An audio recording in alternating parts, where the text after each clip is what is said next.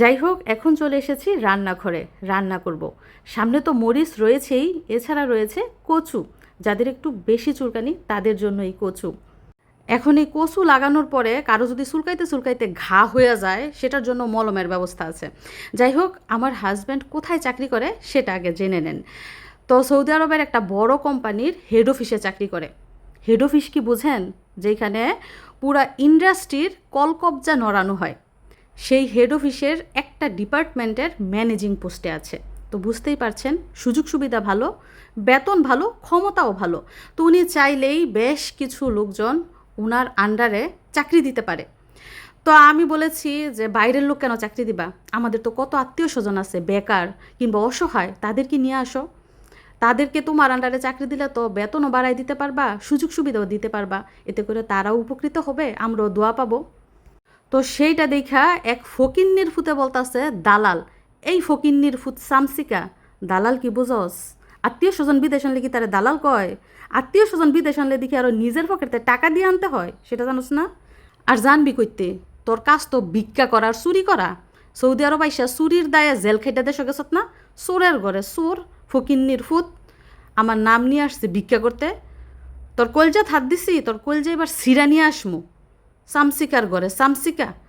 আমার জামাই দালালি কইরা কোথায় এজেন্সি দিছে? তোর বাড়িতে। আর সেইখানে তোর মা, বোন, বউ আর 14 গোষ্ঠী সবাই রে বেচে দিছত আমার জামের কাছে, না ভাড়া দিছত? তোর 14 গোষ্ঠীর সব মহিলারে আমার জামের কাছে ভাড়া দিছত, আর সেগুলা দিয়ে আমার জামাই দালালি করে।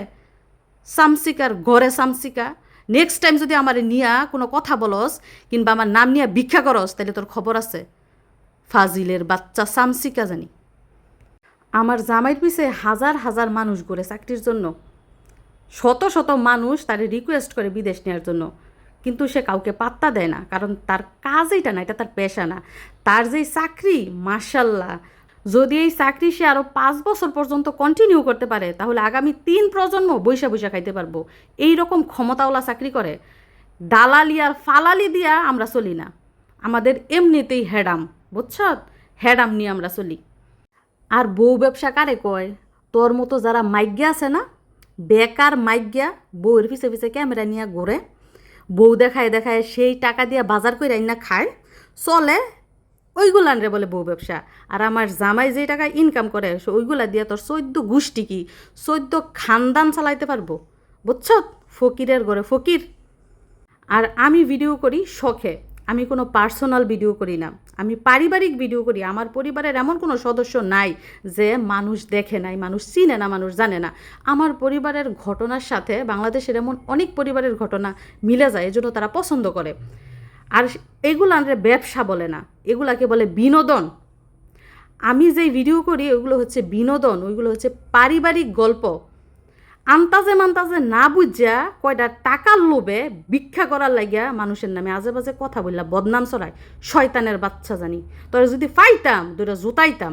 এই বেড়ারে যেন যেই পাইবেন, এই বরিশাল্লা বেড়ারে যেইখানে যেই দেখবেন, যেই পাইবেন, দুইটা শুধু জুতাইবেন। আমার কিন্তু অনেক ধৈর্য। আমি মানুষকে বারবার সুযোগ দেই, একবার না বারবার সুযোগ দেই, বারবার দেখি যে ভালো হয় কিনা, ভালো হয় কিনা। এরপরও যদি ভালো না হয়, তাহলে কি করি? সোজা আঙ্গুলে ঘি না উঠলে আঙুল বাঁকা করি। তো আশা করি আমার কথাগুলো আপনাদের অনেক বেশি ভালো লেগেছে, কারণ আজকে উচিত কথা বলেছি। আবার ভাইবেন না যে উচিত কথার ভাত নাই। উচিত কথার ভাত না থাকলেও মরিচ, কচু, টমেটো, বিটরুট, বেগুন সবই আছে।